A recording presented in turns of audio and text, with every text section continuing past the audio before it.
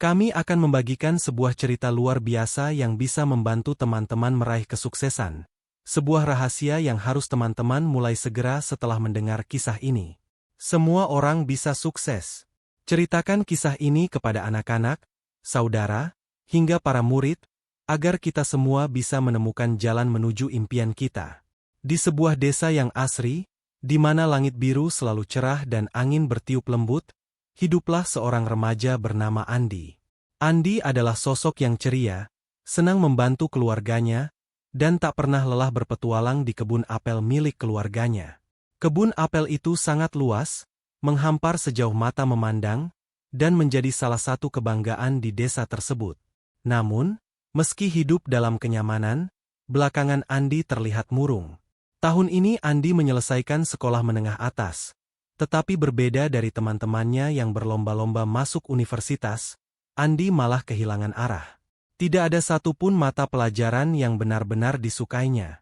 Nilai-nilainya pun biasa-biasa saja, dan Andi merasa dirinya tidak berbakat dalam bidang akademik. Andi berpikir untuk mengambil jeda 1 tahun agar bisa menemukan minatnya, tetapi ketakutan dan rasa bingung seringkali menghantuinya. Suatu pagi, saat Andi sedang membantu ayahnya, Tuan Ridwan, merapikan kebun, sang ayah mendekatinya. Tuan Ridwan adalah seorang pria parubaya yang bijaksana, dengan tangan kokoh yang terbiasa bekerja keras. Melihat putranya termenung, ia pun mengerti bahwa Andi tengah berada dalam masa sulit. Sambil tersenyum lembut, Tuan Ridwan berkata, "Andi, jangan terlalu keras pada dirimu. Ayah tahu kamu sedang bingung dengan masa depanmu. Tapi, ayah punya tugas kecil untukmu." "Tugas apa, Yah?" tanya Andi penasaran, berharap ada jawaban yang bisa memberinya pencerahan. "Ayah ingin kamu menemui 3 sahabat ayah yang dulu bersekolah bersama. Mereka semua sukses di jalannya masing-masing meski memiliki perjalanan yang berbeda," jawab Tuan Ridwan sambil menyerahkan selembar kertas yang berisi 3 nama dan alamat. "Temui mereka, dan tanyakan bagaimana mereka meraih kesuksesan. Katakan saja kamu anak Tuan Ridwan si tangan besi. Mereka pasti akan senang berbagi cerita denganmu." Andi penasaran dengan sebutan tangan besi yang disematkan pada ayahnya. "Kenapa ayah dipanggil si tangan besi?" tanya Andi. "Itu cerita panjang. Tapi nanti, kamu akan tahu setelah bertemu mereka. Dengarkan baik-baik kisah mereka, Andi. Setelah itu, ayah yakin kamu akan menemukan apa yang selama ini kamu cari." Dengan semangat dan sedikit penasaran, Andi memutuskan untuk menemui sahabat ayahnya yang pertama. Ia tidak menggunakan kendaraan bermotor, melainkan memilih untuk bersepeda, menikmati suasana pagi yang sejuk di antara pepohonan rindang. Nama pertama di kertas itu adalah Bapak Danu, yang berperingkat 38 dari 40 siswa semasa sekolah. Andi tiba di sebuah rumah sederhana yang dipenuhi bunga-bunga indah di pekarangannya. Seorang pria parubaya yang tampak bugar meski sudah berumur menyambutnya.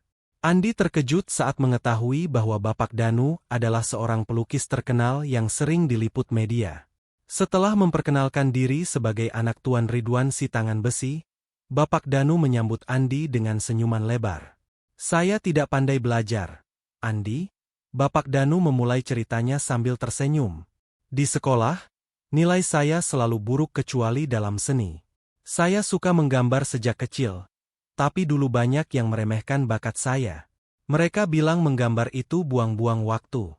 Namun, saya tidak peduli. Setiap hari saya terus melukis, mencoba teknik baru, dan belajar dari kesalahan saya. Lukisan saya tak langsung bagus, bahkan banyak yang gagal. Tapi saya tidak pernah berhenti." Bapak Danu bercerita bahwa kegigihannya membuatnya berkembang dari waktu ke waktu. Setelah bertahun-tahun berlatih tanpa henti, lukisannya mulai dikenal orang, dan kini ia menjadi salah satu pelukis yang dihormati di negaranya. Mendengar kisah itu, Andi menyadari bahwa kesuksesan bisa datang ketika kita fokus dan tekun pada satu hal yang kita sukai, meskipun orang lain meremehkan. Usai mendengarkan cerita Bapak Danu, Andi bergegas melanjutkan perjalanan menuju alamat kedua, Ibu Rina, yang berada di peringkat 39 dari 40 siswa. Rumah Ibu Rina berada di tengah kota, dikelilingi oleh restoran-restoran dan pusat perbelanjaan. Tiba di rumahnya yang megah, Andi disambut oleh seorang wanita ramah yang sibuk memasak. Ibu Rina ternyata adalah pemilik dari jaringan restoran terkenal di kota tersebut. Ia adalah sosok yang sering muncul di iklan televisi. Setelah memperkenalkan diri sebagai putra Tuan Ridwan, Ibu Rina menyambutnya dengan antusias dan langsung bercerita. Dulu saya sering dianggap remeh karena nilai akademis saya sangat buruk. Andi. Satu-satunya yang saya suka adalah memasak. Ketika teman-teman sibuk belajar, saya malah asyik bereksperimen di dapur, mencoba resep-resep baru. Awalnya, masakan saya sering gagal. Tapi saya tidak pernah berhenti belajar dan mencoba. Saya memperbaiki resep, belajar cara mengatur bisnis, dan akhirnya membuka restoran kecil. Ibu Rina menekuni hobinya dengan serius, dan dari tahun ke tahun, bisnisnya terus berkembang. Dari sebuah restoran kecil di pinggir jalan, kini jaringan restorannya telah tersebar ke berbagai kota. Andi terkesima mendengar kisah ini. Meski Ibu Rina tidak pernah mendapatkan nilai tinggi di sekolah, kecintaannya pada memasak membawanya ke puncak kesuksesan. Setelah berpamitan, Andi melanjutkan perjalanannya ke rumah sahabat ayahnya yang ketiga, Pak Budi, peringkat 1 dari 40 siswa. Andi merasa sedikit tegang karena ia yakin Pak Budi akan memberikan pelajaran yang berbeda. Sesampainya di sana, Andi terkejut karena rumah Pak Budi jauh lebih sederhana dibandingkan rumah dua sahabat sebelumnya. Namun, Pak Budi menyambutnya dengan hangat. Dulu saya selalu berada di puncak kelas, Andi. Saya belajar dengan keras, suka semua pelajaran, dan nilai saya selalu sempurna, kata Pak Budi memulai ceritanya. Namun, setelah lulus, saya bingung harus memilih jalan yang mana. Saya terlalu banyak tahu, tapi tidak menekuni satu hal dengan sungguh-sungguh. Saya akhirnya mencoba banyak pekerjaan, namun tidak ada yang benar-benar memuaskan. Pak Budi mengingatkan Andi bahwa mengetahui banyak hal itu bagus, tetapi menjadi ahli di satu bidang jauh lebih penting. Tanpa fokus, kita bisa kehilangan arah dan peluang besar. Pak Budi mengakui bahwa meski nilai akademisnya sempurna, ia merasa gagal karena tidak pernah menjadi ahli di satu bidang yang spesifik. Sepulang dari rumah Pak Budi, Andi merenung sepanjang perjalanan. Dari ketiga sahabat ayahnya, Andi menyadari betapa pentingnya menemukan dan menekuni satu hal yang benar-benar kita cintai. Dia ingat bahwa sejak kecil, dia selalu suka merawat tanaman apel, membantu ayahnya di kebun, dan merasakan kebahagiaan ketika melihat pohon apel berbuah lebat. Ketika tiba di rumah, Andi langsung menemui ayahnya. Ayah, aku sudah bertemu mereka semua. Dan sekarang, aku tahu apa yang harus aku lakukan, ujar Andi dengan semangat. Tuan Ridwan tersenyum bangga dan berkata, itulah kenapa ayah ingin kamu mendengar kisah mereka. Kamu tidak perlu menjadi ahli dalam segala hal, Andi. Cukup satu bidang yang kamu cintai, tekuni, dan jadilah yang terbaik di sana. Andi pun memutuskan untuk melanjutkan pendidikan di bidang agrikultur, agar bisa mengembangkan perkebunan apel keluarganya menjadi lebih besar dan maju.